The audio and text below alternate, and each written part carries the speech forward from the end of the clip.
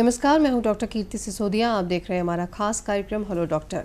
और आज के इस खास कार्यक्रम में हमारे साथ इस वक्त स्टूडियो में मौजूद हैं छत्तीसगढ़ के सुप्रसिद्ध laparoscopic surgeon doctor Sandeep Dave ji. नमस्कार। आपका बहुत बहुत स्वागत है डॉक्टर साहब। Thank you. आज ये डॉक्टर साहब जो है वो लेप्रोस्कोपिक से सर्जरी से संबंधित आपके सवालों के जवाब देंगे। और आपके कोई भी सवाल अगर इस संबंध में है तो आप हमारे टोल फ्री नंबर पर कॉल करके आप पूछ सकते हैं। हमारा टोल फ्री नंबर है 1800-233-9418। तो डॉक्टर साहब आपका स्वागत तो हुआ और दर्शकों के भी सवाल आएंगे और लेप्रोस्कोपिक से संबंधित हम सवाल पूछेंगे आपसे। लेकिन सबसे पहले ये जानना चाहते हैं कि जो आज की स्थिति है ग्लोबली, अगर हम देखें कोरोना को लेकर के, उस स्थिति में और दूसरी सर्जरीज कितनी सेफ़ हैं हॉस्पिटल्स में, क्योंकि संक्रमण का खतरा भी रहता है। अभी इस वक्त जो चल रहा है उसमें हम लोग सिर्फ और सिर्फ कोशिश कर रहे हैं जी उन्हीं ऑपरेशन को किया जाए जो कि इमरजेंसी हो। और शुरुआत में तो हम यही कर रहे थे कि जो इमरजेंसी सर्जरी थी वही कर रहे थे, और जिनमें ऑपरेशन के लिए आप रुक नहीं सकते, आपको ऑपरेशन करना उस मरीज़ के लिए ज़रूरी है, वही सर्जरी हम करने की कोशिश कर रहे थे। पर विगत कुछ एक हफ्तों से हमने वापस अपनी नियमित जो ऑपरेशन करने की प्रक्रिया है वो शुरू कर दी है, और लगभग अब मुझे ऐसा लगता है कि अगले हफ्ते तक के हम लगभग पूरे नॉर्मल ऑपरेशंस कर रहे होंगे। तो किस तरह की एहतियात बरती जा रही है हॉस्पिटल में? जैसे आपने कहा कि अब तो नॉर्मल बैक टू नॉर्मल हो रहे हैं। जी देखिए, एक चेकलिस्ट बनाई है हमने कि अगर कोई मरीज, उससे हम कुछ सवाल करते हैं स्पेसिफिकली, खास करके ये जानने की कोशिश करते हैं क्या कि वो मरीज कहीं बाहर से तो नहीं आया है, कोई ऐसे संक्रमित एक एरिया से तो नहीं आया, उसकी कोई ट्रैवल हिस्ट्री तो नहीं है। अगर वो नहीं है तो उसके बाद में दूसरा जो सवाल रहता है कि क्या उसको अभी विगत हफ्ता 10, 15, 20 दिन में सर्दी, खांसी, बुखार या इस प्रकार का कोई एपिसोड हुआ है, डायरिया हुआ है, कुछ इस प्रकार की चीज़ें हुई हैं क्या। अगर इस प्रकार की कोई चीज़ मिलती है तो प्रिकॉशनरी बेटर रहता है कि उसको हम आइसोलेशन में रखें, उसका एक कोविड टेस्ट करें, और कोविड टेस्ट अगर निगेटिव आ जाता है तो फिर हम ऑपरेशन करें। अगर कोविड टेस्ट पॉजिटिव है, उस स्थिति में अगर आपको ऑपरेशन करना है या आपको सस्पेक्ट कर रहे हैं कि यार अब आपके पास समय नहीं है, एक इमरजेंसी सर्जरी है, मान लीजिए उसका अल्सर फट गया है या पेट में पस हो गया है या कोई इस प्रकार की चीज़ हो गई है, आपको ऑपरेशन करना ही आवश्यक है उसका, तो उसमें हमको एक सेफ्टी पर्सनल प्रोटेक्टिव इक्विपमेंट्स रहते हैं, वो पहनते हैं। मरीज को भी हमको बचाना है, खुद को भी बचाना है। और जितने खास करके जो हमारे बेहोशी के डॉक्टर्स रहते हैं वो सबसे ज़्यादा रिस्क पे रहते हैं। जिस वक्त वो ट्यूब, बेहोशी की ट्यूब डालनी रहती है कांटेक्ट में जी, तो उस वक्त एरोसॉल बहुत ज़्यादा जनरेट होता है, तो उसलिए वो लोग सबसे ज़्यादा खतरे में रहते हैं। उसके बाद में दूसरे नंबर पर सर्जन भी खतरे में है। और अभी एक रिपोर्ट आई थी जिसमें कि पेरिटोनियल कैविटी, जो पेट के अंदर के पानी रहता है, उसमें भी कोरोना के वायरस पाए गए थे।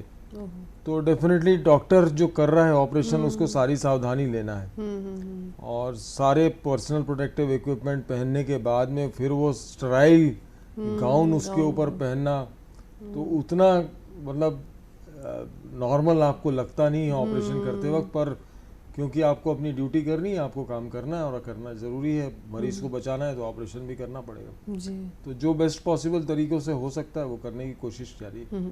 तो हम ये जानना चाह रहे थे कि जैसे आपने बताया कि इस तरह की जो इमरजेंसीज होती हैं, क्या उसमें भी लेप्रोस्कोपिक सर्जरी हो पाती है या पहले से प्लान्ड वे में ही हो सके तो होती है? नहीं, इमरजेंसी सर्जरीज में भी लेप्रोस्कोपिक सर्जरी बहुत अच्छे से पॉसिबल है। और आज की तारीख में ऐसी कोई भी इमरजेंसी सर्जरी नहीं है जिसको कि आप लेप्रोस्कोपिक विधि से नहीं कर सकते। आप तभी नहीं करते हैं जब पेशेंट हीमोडायनेमिकली स्टेबल नहीं रहता है, मतलब उसका ब्लड प्रेशर लो है, हार्ट रेट बहुत ज़्यादा चल रहा है, या सांस की गति बहुत ज़्यादा चल रही है, तो इन परिस्थितियों में आप ओपन सर्जरी ज़्यादा सेफ मानते हैं वनस्पत लैप्रोस्कोपिक सर्जरी के। अगर हीमोडायनेमिकली पेशेंट स्टेबल है, उस कंडीशन में आप बिल्कुल लैप्रोस्कोपिक सर्जरी से सारी इमरजेंसी सर्जरी, चाहे वो अल्सर फटना हो, चाहे आंतों में रुकावट हो, चाहे कोई और भी दिक्कत हो, उसकी आप ऑपरेशन, ट्रॉमा हो, पेट में कोई चोट लगी हो, आप ये सारे ऑपरेशंस लैप्रोस्कोपिक विधि से कर सकते हैं जी। डॉक्टर साहब हमारे साथ एक कॉलर जुड़ गए हैं। हेलो जी, कौन बोल रहे हैं? जी नमस्कार मैम। जी नमस्ते। जी मैं गोविंद मानेसर, ग्राम कन्या दमोह, जिला बालाघाट से बोल रहा हूँ मैं। जी जी गोविंद जी, पूछिए क्या सवाल है आपका। हमको ये जानना है कि जो लेप्रोस्कोपिक सर्जरी से कोरोना का इलाज यदि करते हैं तो क्या इससे जो डॉक्टर इनको कोरोना का खतरा नहीं हो सकता क्या इससे?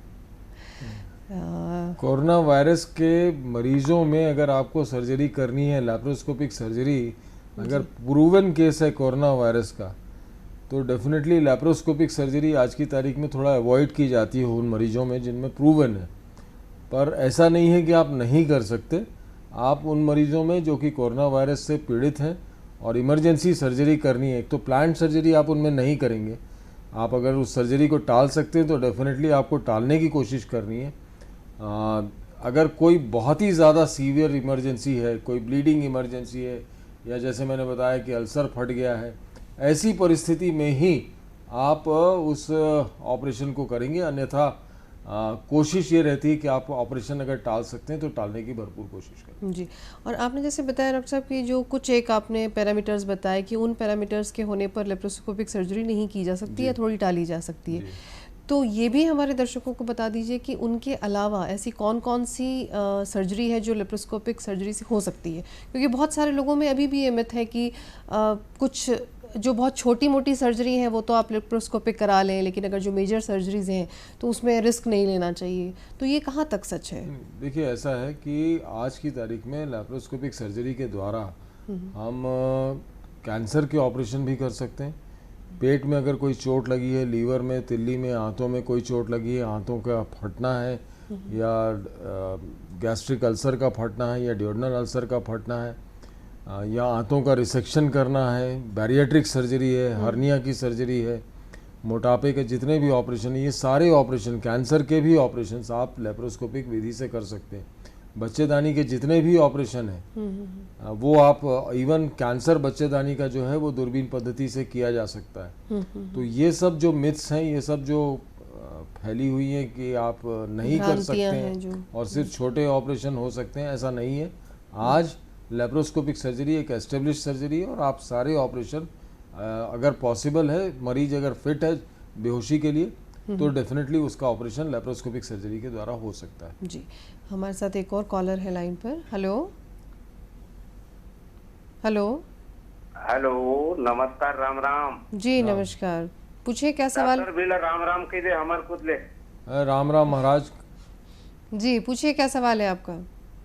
जैसे कि अभी कोरोना वायरस ये 119 का ये चल रहा है, कोविड-19 का। हाँ जी। और हॉस्पिटल में जो भी ये होता है उसके लिए ये सैनिटाइज करते हैं हर समय, हॉस्पिटल में भी।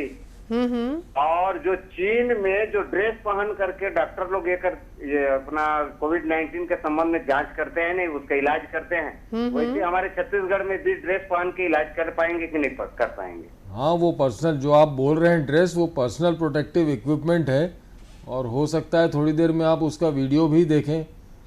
जो हम लोग आज की तारीख में जैसा पहन के कर रहे हैं काम, ये आपके सामने वीडियो है, ये डॉक्टर पहन रहे हैं उस ड्रेस को, ये आप देख रहे होंगे, उस ड्रेस को पहन रहे हैं, सामने शील्ड लगी हुई है, फिर उसके ऊपर मास्क पहना जाता है और ये तैयारी कर रहे हैं अपने आप को। ये जूते के ऊपर एक कवर है, जूते चप्पल के ऊपर पूरी चीज़ें, आपका पूरा शरीर इसमें ढका हुआ रहता है, ये आप देख रहे होंगे वीडियो में। तो इस प्रकार की सावधानी बिल्कुल ली जा रही है और इसके ऊपर फिर स्टेराइल गाउन हमको पहनना पड़ता है। ऑपरेशन का जो स्टेराइल गाउन होता है वो इसके ऊपर आता है, जिसमें कि कोई भी छोटी मोटी भी और कुछ अगर गुंजाइश रह गई है तो वो भी इसमें ख़त्म हो जाए। तो हमें लगता है शायद उनको, गोविंद जी को अपना सवाल का जवाब मिल गया होगा। आपने बताया कि कैंसर जैसी सर्जरीज भी लेप्रोस्कोपिक हो सकती है, लेकिन क्या कैंसर्स की सर्जरी में कुछ रिस्ट्रिक्शन है? जैसे ब्रेन सर्जरी की अगर हम बात करें, ब्रेन कैंसर की बात करें, तो वहाँ पर भी पॉसिबल है ये? नहीं, मैं जो कुछ भी चर्चा कर रहा हूँ इस वक्त वो बेसिकली पेट के ऑपरेशंस के बारे में बात कर रहा हूँ। ब्रेन के भी बहुत सारे ऑपरेशन आज की तारीख में दूरबीन के द्वारा हो रहे हैं। जैसे पिट्यूटरी के जो ट्यूमर्स होते हैं, पिट्यूटरी ग्लैंड होता है, उसके जो ट्यूमर्स होते हैं, उस ट्यूमर्स को हम दूरबीन के द्वारा करते हैं।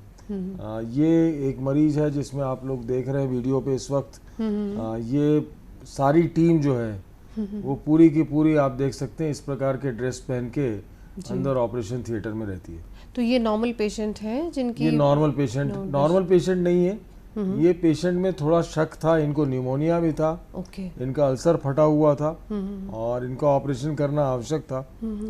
और ये था कि इनके फेफड़ों में कोई सूजन भी मिल रही थी और शक था डॉक्टरों को, और हमको उसमें जहाँ भी फेफड़े में सूजन मिल रही है जी, उन सारे मरीजों को पहले कोविड टेस्ट हमको भेजना ही पड़ता है, वो ज़रूरी है। जी जी। तो क्योंकि उतना वक्त नहीं था कि वो रिपोर्ट आती तब तक आप वेट कर सकते थे। जी। उनकी रिपोर्ट निगेटिव आई है, ऐसा नहीं वो पॉजिटिव नहीं थे, पर उस वक्त हमको सारी सावधानी लेना ज़रूरी था। जी, तो हम जैसे बात करें अगर लेप्रोस्कोपिक सर्जरी, जैसे आपने कहा पेट से रिलेटेड जितनी भी सर्जरी होती है, तो क्या अंतर होता है अगर एक ओपन सर्जरी होती है और लेप्रोस्कोपिक? क्यों इतना चलन आजकल और इतना जोर दिया जाता है कि लेप्रोस्कोपिक सर्जरी ही कराई जानी चाहिए? देखिए, बहुत बड़ा अंतर है जी। एक बहुत बड़ा चीरा लगा के एक छोटे से अंग को शरीर से निकालना या उसका ऑपरेशन करना, और दूसरा कुछ पेट में छेद करके ऑपरेशन कर देना, उसमें ज़मीन आसमान का फ़र्क है। मरीज को इन्फेक्शन का डर नहीं रहता, इन्फेक्शन का रेट कम हो जाता है, मरीज अस्पताल में ज़्यादा दिन रहता नहीं है, मरीज़ जल्दी से जल्दी मोबिलाइज हो जाता है, जल्दी से जल्दी चलना फिरना चालू कर देता है, बहुत जल्दी वो अपने काम पे जा सकता है। क्योंकि बहुत छोटे छोटे छेद हुए थे, तो आपने देखा होगा ओपन सर्जरीज में सबसे बड़ा प्रॉब्लम इन्फेक्शन और दूसरा प्रॉब्लम होता था ये हर्निया होने का। तो ये दोनों प्रॉब्लम्स आप लेप्रोस्कोपिक सर्जरी में नहीं पाते हैं। अतड़ियाँ क्योंकि एटमॉस्फेयर को एक्सपोज नहीं होती हैं, अतड़ियाँ हवा को इतना नहीं आती है, खुलता नहीं है पेट आपका, तो उससे ये हो जाता है कि जो बावल का मूवमेंट है, हथड़ियों का जो मूवमेंट है, वो बहुत देर तक के पैरालाइज नहीं रहता। ओपन सर्जरी में क्योंकि वो एक्सपोज होती हैं तो वो काफ़ी दिनों तक के मरीज को हम खाना पीना नहीं दे पाते हैं। यहाँ लेप्रोस्कोपिक सर्जरी में हम 4 से 6 घंटे बाद बेहोशी के असर खत्म होने के बाद हम उनको खाना पीना शुरू कर सकते हैं। तो बहुत सारी ऐसी चीज़ें, फिर उसके क्योंकि आपके छोटे छोटे छेद हुए, आपको बहुत ज़्यादा एंटीबायोटिक और दवाओं का खर्च भी नहीं होता, दर्द के इंजेक्शंस भी बहुत कम लगते हैं, दर्द की दवाइयाँ देना कम पड़ता है। तो ये सब चीज़ों से अगर आप देखेंगे तो लेप्रोस्कोपिक सर्जरी के डेफिनेटली बहुत बहुत ज़्यादा फ़ायदे। अगर हम फ़ायदे की बात तो आपने गिनाई, लेकिन अगर कुछ दर्शकों की ये भी क्वेरीज रहती हैं कि खर्च को लेकर के भी वो लोग काफ़ी कंसर्न रहते हैं, उस बारे में हम आपसे जानेंगे, लेकिन पहले एक हमारे दर्शक है उनका सवाल ले लेते हैं। हेलो। हेलो जी। हाँ जी जी, मैं राजेंद्र यादव पूरा प्राण श्री कबीर धाम से। जी राजेंद्र जी, पूछिए क्या सवाल है आपका? मैं डॉक्टर साहब से नमस्कार करता हूँ। नमस्कार। नमस्कार डॉक्टर साहब, मैं पूछना चाहता हूँ कि आपके हॉस्पिटल में कोरोना से लड़ने के लिए कौन कौन से सुविधा उपलब्ध है? अच्छा, देखिए, इस वक्त तो हमारे यहाँ सिर्फ जो संभावित कोरोना पीड़ित हो सकते हैं या जिनमें हमको शक है, उनके लिए हमको एक डिफरेंट आइसोलेशन वार्ड बनाना पड़ा है। अभी हम ये कर रहे हैं कि 3 लेवल पे हम उनकी स्क्रीनिंग करते हैं। जो भी मरीज या जो भी व्यक्ति हमारे अस्पताल के अंदर आ रहा है या प्रवेश कर रहा है, उसकी 3 लेवल पे स्क्रीनिंग होती है, और वो स्क्रीनिंग में अगर उसको ऐसी संभावना रहती है कि ये कोरोना पीड़ित हो सकता है, तो एक रूम बनाया गया है, वहाँ स्पेशल रूम, उसी रूम में सबसे पहले उस मरीज को ले जाके उसकी जांच वगैरह की जाती है। वहाँ पर जो भी व्यक्ति रहता है वो पर्सनल प्रोटेक्टिव इक्विपमेंट पहन के काम कर रहा होता है।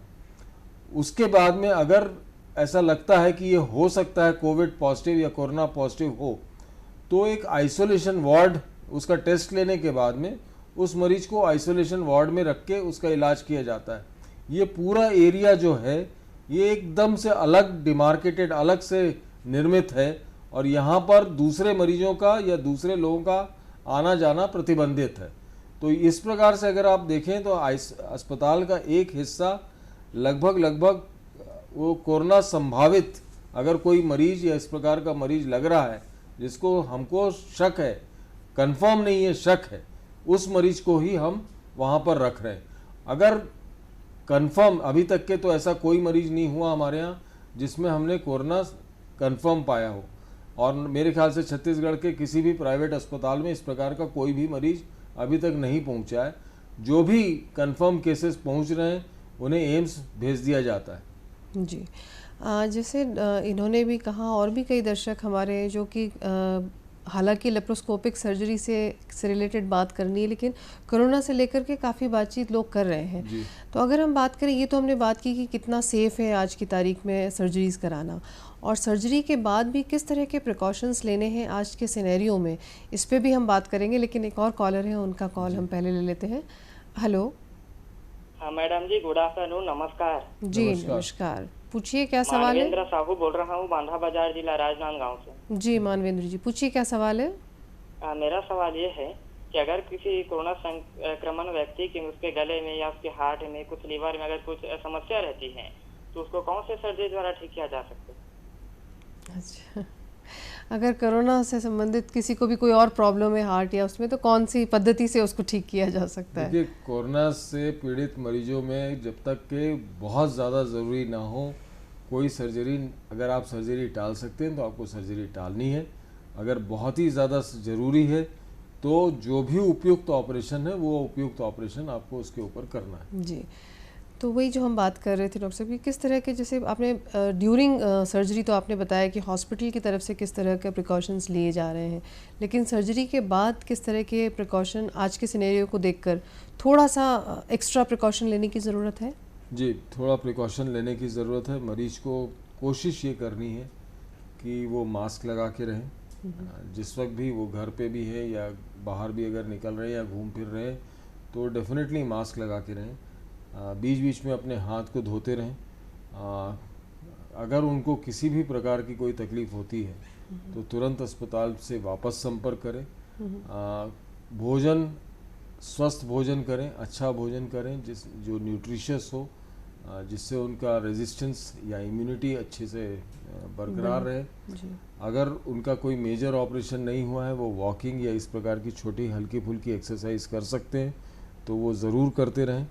और खान पान में ध्यान दें, और ऐसे लोगों अगर बुखार या इस प्रकार की कोई भी तकलीफ होती है तो तुरंत वापस अस्पताल में संपर्क करें। जी, और जो हम बात कर रहे थे कि लोगों में ये भी, कुछ लोगों में ये भ्रांति भी है कि अगर लेप्रोस्कोपिक सर्जरी कम चीर फाड़ से और कम ज़्यादा दिन रुके बगैर अस्पताल में जल्दी कम दवाइयों के साथ ठीक होती है, तो हो सकता है ये बहुत खर्चीला भी हो।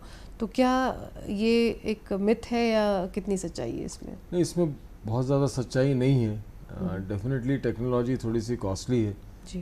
पर जिस वक्त शुरू हुई थी तो मैं उस वक्त मान सकता हूँ कि उस वक्त कुछ ज़्यादा महंगी हुआ करती थी, पर आज की तारीख में लेप्रोस्कोपिक सर्जरी की भी कॉस्ट उतनी ही है जितनी कि ओपन सर्जरी की कॉस्ट है। कोई भी ऑपरेशन अगर आप उठाएंगे, अगर उसमें ओपन सर्जरी करनी है तो वो शायद ज़्यादा महंगी पड़ती है मरीज को। जहाँ तक मैं सोचता हूँ इसलिए महंगी ज़्यादा पड़ती है क्योंकि मरीज, अगर आप उसको देखेंगे, 1 महीना या 2 महीना घर में रहना पड़ता है क्योंकि ऑपरेशन हुआ है, वो अपने काम पे नहीं जा सकता है। तो उसके वर्किंग डे लॉस को भी अगर आप कैलकुलेट करेंगे तो वो कहीं ना कहीं उस मरीज को वो सर्जरी, ओपन सर्जरी महंगी पड़ती है। रिकवरी रेट भी स्लो है। अगर इन्फेक्शन हो गया, मान लीजिए इन्फेक्शन हो गया, हर्निया हो गया, तो इसको एक और सर्जरी करवानी तो उसका खर्चा भी जुड़ गया। तो कहीं से मैं उसको मानता नहीं कि आज की तारीख में लेप्रोस्कोपिक सर्जरी कहीं से भी महंगी है। अगर हम बात करें, जैसे हमने बात की और आपने भी बताया कि ओपन सर्जरी के कई सारे ड्रॉबैक्स भी हैं कि कई परेशानियां आ सकती हैं, साइड इफ़ेक्ट्स हैं। क्या लेप्रोस्कोपिक सर्जरी को लेकर के भी हम ऐसा कह सकते हैं कि कुछ इसके साइड इफ़ेक्ट्स हैं या ना के बराबर हैं? नहीं, देखिए, बेसिकली कोई जो आपके प्रिंसिपल्स ऑफ सर्जरी बोलते हैं, जो कुछ भी हैं वो परिवर्तित नहीं होते हैं। आप चाहे लेप्रोस्कोपिक सर्जरी से करें, चाहे आप ओपन सर्जरी से करें। तो लेप्रोस्कोपिक सर्जरी और ओपन सर्जरी में सिर्फ एक ही फ़र्क हुआ है कि इस लेप्रोस्कोपिक सर्जरी में आपका पेट के अंदर जो प्रवेश करने का तरीका है वह बदल गया है। वो छेद कर रहे हैं आप और ट्रोकार डाल रहे हैं और फिर लंबे लंबे औजारों से आप ऑपरेशन टीवी पे देखते हुए कर रहे हैं। यहाँ पर आप ओपन सर्जरी में डायरेक्ट पेट को पूरा का पूरा खोल रहे हैं और महसूस करते हुए ऑपरेशन कर रहे हैं।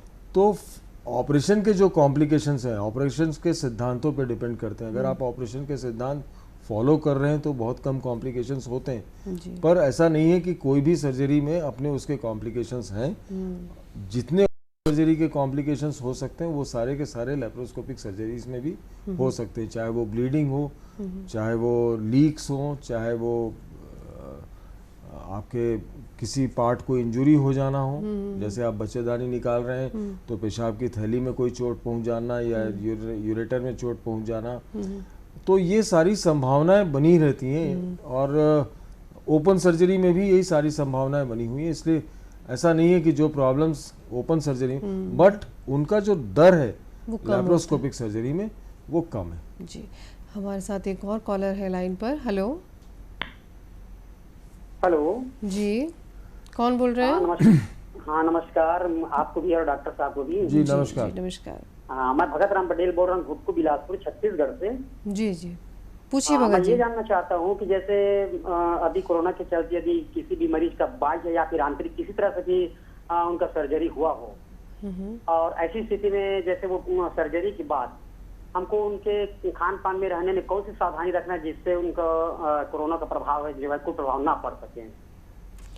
आपने हालांकि दिया है भी जवाब इसका, अभी लेकिन आप मैंने फिर इसका आप जवाब दिया था कि आपको जो स्वस्थ भोजन है वो करना है। तो आप ये कोशिश करें कि आपका खाना न्यूट्रिशियस हो, उसमें प्रोटीन, कार्बोहाइड्रेट, फैट, ये सारी चीज़ों की मात्रा निर्धारित हो, और जो भी भोजन लें उसमें थोड़ा मिर्च मसाला कम हो, और स्वस्थ भोजन करें। थोड़े बहुत बादाम या काजू या इस प्रकार की चीज़ें भी साथ में लें। थोड़ी बहुत अगर आप कसरत कर सकते हैं, वॉकिंग कर सकते हैं तो डेफिनेटली करें। साथ ही साथ आप मास्क बांध के रहें और अपने हाथों को नियमित रूप से बीच बीच में धोते रहें। खान पान में ऐसी कोई मेजर सावधानी नहीं है। जो आप रोज़ाना खाते हैं, आप ऑपरेशन के पूर्व खाते थे, वो सब चीज़ें आप वापस से खा सकते हैं। जी। अगर हम बात करें डॉक्टर साहब कोरोना की, क्योंकि मैक्सिमम जो हमारे दर्शक हैं वो इसी पर सवाल कर रहे हैं, तो किस तरह से अब आगे एक लाइफस्टाइल में चेंज आएगा, ये तो हम लोग सभी जान रहे हैं, बातें हो रही हैं, लेकिन एज ए डॉक्टर आप किस तरीके से देखते हैं कि अब जो पेशेंट आपके पास आएंगे या पेशेंट्स को अपने तौर पर किस तरह की सावधानियाँ रखनी पड़ेंगी आने वाले समय में? देखिए, अगर आप पुराने ज़माना याद करेंगे और या भी आज से 1 महीना पहले किसी जनरल प्रैक्टिशनर के यहाँ आप अगर जाते थे तो बेंच पे 50-100 मरीज बैठे हुए, उनके रिश्तेदार बैठे हुए हैं। तो हम सावधानी अगर शुरू कर रहे हैं तो सावधानी शुरू हो जाती ओपीडी एरिया से ही। जब मरीज अंदर घुस रहा है उसी वक्त से सावधानी अब आपको लेनी पड़ेगी कि उसको स्क्रीन करके, थर्मल स्क्रीन करके सबसे पहले ये देखना पड़ेगा कि उसको कहीं बुखार तो नहीं है, और अगर उसको बुखार है तो फिर उसको एक अलग स्क्रीनिंग एरिया से जाना पड़ेगा। और जहाँ ओपीडी एरिया है वहाँ पर सोशल डिस्टेंसिंग या फिजिकल डिस्टेंसिंग मेंटेन करते हुए आप ज़्यादा से ज़्यादा लोगों को नहीं बैठा सकते। पहले बहुत ज़्यादा लोग एक सीमित स्थान में बैठ जाते थे। अब ये कोशिश करनी पड़ेगी अस्पतालों में कि मरीज के साथ सिर्फ एक ही रिश्तेदार हो, ज़्यादा रिश्तेदार भी मरीज में ना आए। मरीज अगर अस्पताल में भर्ती हो गया है तो उससे मिलने वाले को, जो बहुत हमारे हिंदुस्तान में कल्चर था कि अगर कोई भर्ती है तो बहुत सारे लोग उसको देखने के लिए, पड़ोसी से लेके सब लोग उसको देखने आ जाते थे। तो बेहतर है कि उनको देखने ना आए।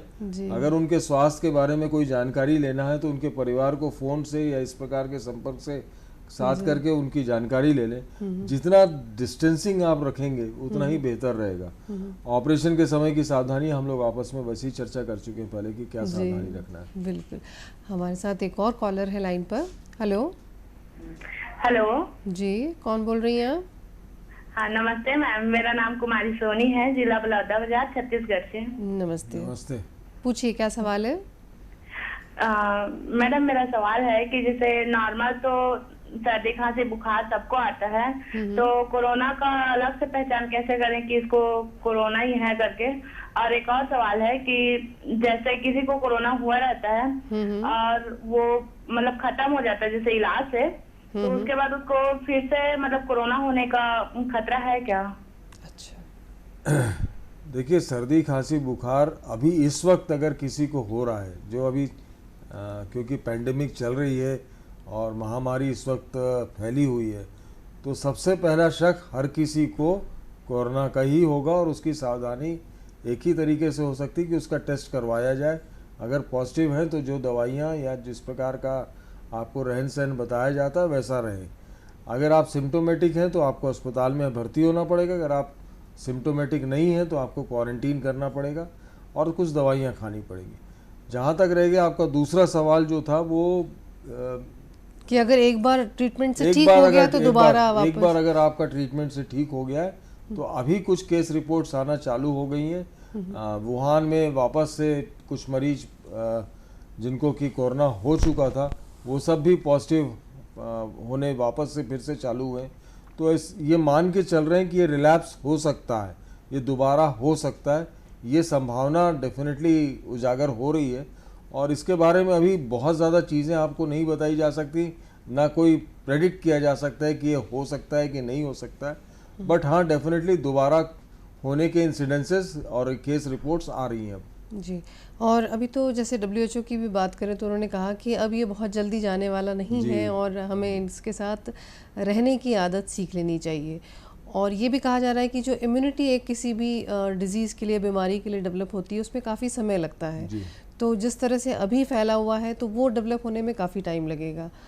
तो अभी जैसे आपने कहा, हालांकि बताया कि किस तरह की प्रिकॉशन लेनी चाहिए, लेकिन ये जो केसेस एसिम्टोमेटिक जैसे सिम्टम्स भी नहीं आ रहे हैं तो उस केस में किस तरह से बचाव किया जा सके, या आप लोग हॉस्पिटल में किस तरह से बचाव करते हैं? देखिए, जिस ज़माने में अगर आपको मालूम होगा कि HIV एड्स की बीमारी के बारे में बहुत ज़्यादा फैलाव और ये सब चीज़ों के बारे में बात होती थी, आज एड्स उतना नहीं सुनने में आता जबकि वो मौजूद है। जी हाँ। ठीक है, तो पर उसकी सावधानियां, ये बोला गया कि आपको यूनिवर्सल प्रिकॉशन लेना है, सारे मरीजों को आपको मान के चलना है कि वो पॉजिटिव हो सकते हैं और आपको जो सावधानी HIV पॉजिटिव मरीज को ऑपरेट करने में लेनी रहती है वही सारी सावधानियां आपको सब मरीजों में लेनी है। जी। तो हमको आज जो भविष्य दिख रहा है वो यही दिख रहा है कि हर मरीज, क्योंकि कोरोना अभी लगता नहीं कि बहुत जल्दी जाएगा, ये मौजूद रहेगा, हमारे आसपास चलता रहेगा।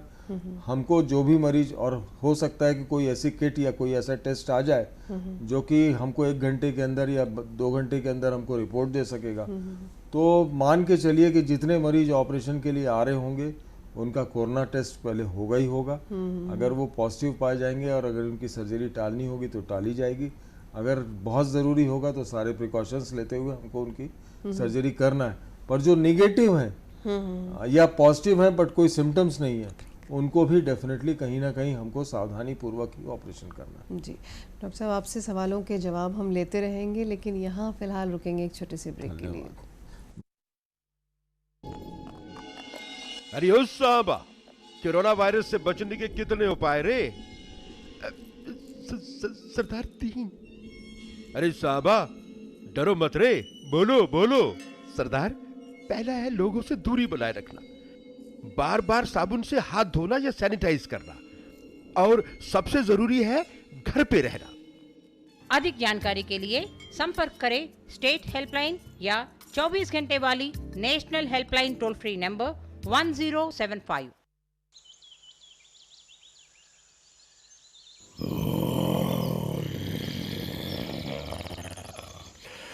लापरवाही से बाहर मत फिरो, शेर हो या हीरो हो, सवाल खतरों से खेलने का नहीं, जिंदगी का है, या तो खुद का या अपनों का। कोरोना के आगे बलवान भी नहीं टिक पाएगा, पर बचने के उपाय है समझदारी से घर में रहना, बार बार हाथ साबुन से धोना या सैनिटाइज करना।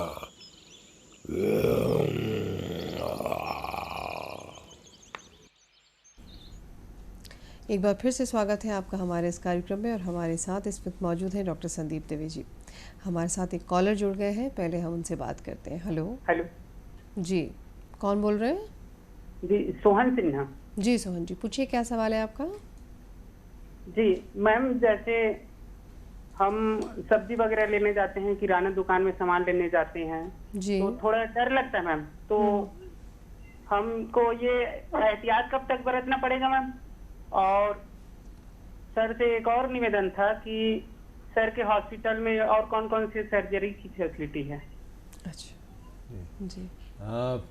देखिए, एहतियात तो मैं ये नहीं बता सकता, मुझे ऐसा लगता है कि बहुत वर्षों तक, या आप ये एहतियात, भगवान ने आपको एक मौका दिया दोबारा से कि जो नियम आप भूल गए थे वो नियम आप वापस सीख लें। पुराने ज़माने में अगर आपको याद हो कि अगर आप बाहर से घर आते थे घर में, तो बाहर एक बाल्टी रहती थी, पानी रहता था, लोटा रहता था, उससे आप पहले अपने पैर धोते थे, जूते बाहर उतार देते थे, कपड़े भी जो आते थे उसको बदल के फिर अंदर प्रवेश करते थे। तो हमें ऐसा लगता है कि जो प्राचीन काल के हमारे पुरखों ने नियम बनाए थे वो सही थे और उनका पालन करने का वापस से समय आ गया, और उनका पालन आप नियमित रूप से करते रहें। ये सावधानियाँ ज़रूरी हैं। हाथ धोना बिल्कुल ज़रूरी है, इसको बार बार पहले भी सिखाया जा रहा था। किसी भी प्रकार के इन्फेक्शन से अगर आपको बचना है तो आपको अपने हाथ बीच बीच में धोते रहना चाहिए। तो ये सावधानियाँ मैं नहीं समझता कि अब जाएंगी, आपको ज़िंदगी भर जब तक आप जीवित हैं ये सावधानियों को आपको करते रहना पड़ेगा।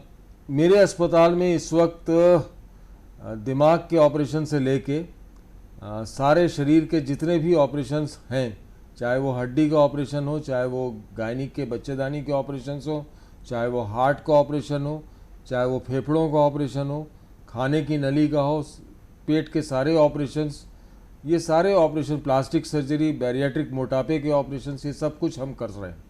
और अच्छा खासा एक हमारे ऑपरेशन अस्पताल में इस वक्त 7 से 8 ऑपरेशन थिएटर्स हैं, और विभिन्न प्रकार के नए एडवांस टेक्नोलॉजीज़ भी इस वक्त हम अपने अस्पताल में ला चुके हैं। जी, जैसे आपने डॉक्टर साहब बात की, जैसे इन्होंने पूछा कि किस किस के ऑपरेशंस आपके पास होते हैं, और उसी से संबंधित हम कुछ ऑपरेशंस के बारे में जो कि बहुत जटिल माने जाते हैं उनके बारे में हम आपसे पूछेंगे, लेकिन पहले कॉलर को ले लेते हैं।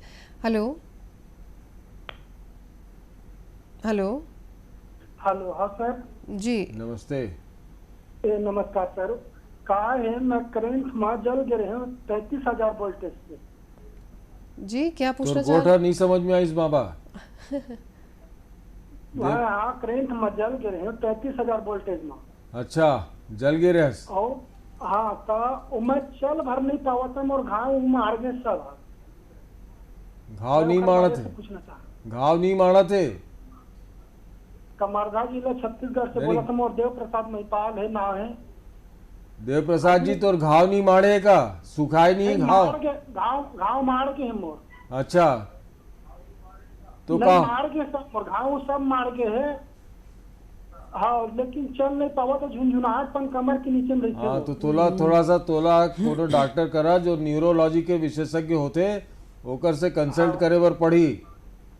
कहा है मैं गरीब परिवार से हम, और मेरा आजाद व्यवस्था नहीं है सर। हाँ, और कोई चीज के साधनों नहीं है, जो भी प्रॉपर्टी रही थोड़ थार रही ना ते बेच बाज के लगा रहे हैं। अच्छा, और तो आय के बिना तो जांच नहीं हो सकी महाराज। तो एक बार आ जावे तो हमन से जो सहायता हुई करवा देबो तो।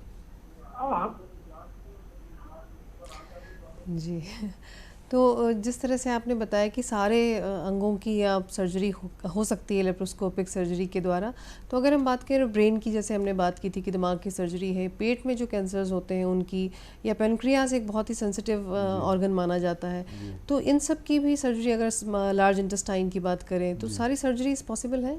हाँ, देखिए, पेट के जितने भी कैंसर हैं, खाने की नली का कैंसर हो, या पेनक्रियास का कैंसर हो, या गॉल ब्लैडर का कैंसर हो, लीवर के कैंसर्स हो, पेनक्रियास का कैंसर भी लैप्रोस्कोपिक विधि से हम कर रहे हैं। बड़ी आंत का जो भी कैंसर है उसको भी हम लैप्रोस्कोपिक सर्जरी से कर रहे हैं। देखिए, होता यह है कि हम लैप्रोस्कोपिक सर्जरी से सारा डिसेक्शन कर लेते हैं, जितना भी हमको काट पीट करनी है वो सब चीज़ें हो जाती हैं।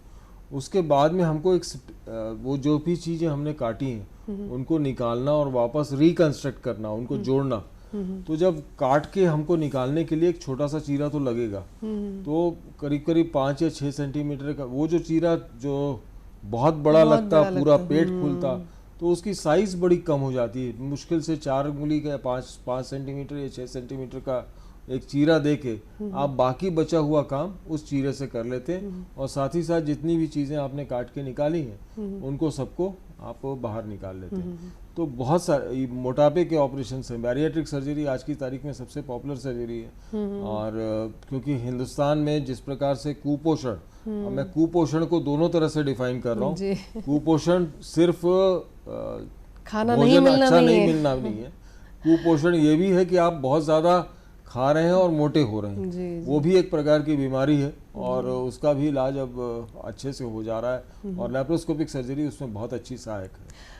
जो लेप्रोस्कोपिक सर्जरी जब होती है तो एक गैस फिल की जाती है, कार्बन डाइऑक्साइड। तो यूजुअली ये कहा जाता है कि कार्बन डाइऑक्साइड ज़्यादा हमारे लिए ख़राब होती है क्योंकि हम ऑक्सीजन लेते हैं और कार्बन डाइऑक्साइड छोड़ते हैं। तो ये क्या मिथ है और क्यों ज़रूरी है? ये पूर्णतः मिथ है जी। और देखिए, कार्बन डाइऑक्साइड एक बहुत इनर्ट गैस है, खास करके लैप्रोस्कोपिक सर्जरी के लिए। पूर्व में एयर को भी, जो वायुमंडल में एयर है उसको भी, मौजूद जो एयर है उसको भी यूज़ किया गया, पर उसमें करंट जो हम लोग इलेक्ट्रोकॉटरी है ये सब जो चीज़ें यूज़ करते हैं उसका डिस्पर्शन ज़्यादा फास्ट होता है और आजू बाजू के अंगों को चोट लगने की ज़्यादा संभावना रहती है। कार्बन डाइऑक्साइड बहुत जल्दी ब्लड में डिफ्यूज़ हो जाती है और बहुत जल्दी शरीर से निकल जाती है, इसलिए इसका उपयोग सबसे अच्छा पाया गया, माना गया और सेफ पाया गया। जी। हमारे साथ एक और कॉलर है लाइन पर। Hello hello. हाँ जी, नमस्कार। जी नमस्कार। पूछिए, क्या सवाल है आपका? पूछिए। मैं नागपुर से रमेश साहब बोल रहा हूँ। मैं मार्केटिंग का काम करता हूँ सिटी में जी। तो अभी लॉकडाउन मार्केट में अभी खुला हुआ है, तो हमें अभी डर लगने लग गया है कि मार्केट में हमें भी यदि जाते हैं भीड़ भाड़ एरिया होगा, जैसा ही मार्केट खुलता है तो लोग भीड़ बढ़ाना शुरू करते हैं। तो उसमें ये कोरोना वायरस से मतलब संपर्क में आ जाए और हमें भी कोरोना होने का डर लगता है, तो क्या ये लॉकडाउन इतना जल्दी खुलना चाहिए या कैसा करना चाहिए, उसके बारे में मैं चाहता हूँ कि आप कोई सजेस्ट करें।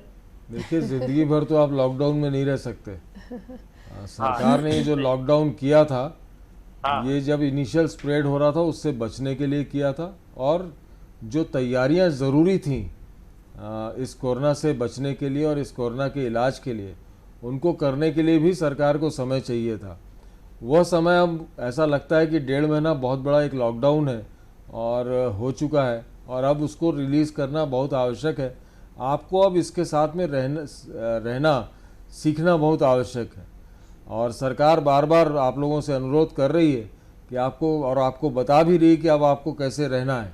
आपको 1.5 महीने में इस बात की ट्रेनिंग अच्छे से दी जा चुकी है सरकार के द्वारा कि भीड़ भड़क्के में ना जाएं, भीड़ लगाना ही नहीं है आपको, भीड़ का ज़माना अब ख़त्म हो गया। आपको सोशल डिस्टेंसिंग रखनी पड़ेगी, आपको मास्क पहन के रहना पड़ेगा। अगर आप बाहर गए हैं तो आप ग्लव्स भी अगर पहनते हैं अपने हाथों में तो आप अच्छी एहतियात कर रहे हैं। किसी भी चीज़ को अगर आप घर लेके आ रहे हैं तो उसको अच्छे, सब्जी ला रहे हैं या कोई भी चीज़ ला रहे हैं, उनको अच्छे से धो लें। इस प्रकार की सावधानियां जो आपको सरकार बार बार बता रही है उसको आपको पालन करना आवश्यक हो गया है। और यह आप आज नहीं, सिर्फ ये नहीं सोच सकते कि आप 2 दिन करेंगे 3 दिन करेंगे, आपको अभी बहुत लंबे समय तक ये सावधानियां या इनको आदत में ही डालना पड़ेगा। जी बिल्कुल, ये एक लाइफस्टाइल का तरीका हो जाने वाला है। जी। अगर हम बात करें जैसे लेप्रोस्कोपिक सर्जरी बहुत ही टेक्नोलॉजिकली अगर हम देखें तो बहुत साउंड है, लेकिन इसमें भी और इम्प्रूवमेंट होते चले जा रहे हैं। अब एक 3D टेक्नोलॉजी भी इसमें आ गई है, वो क्या है?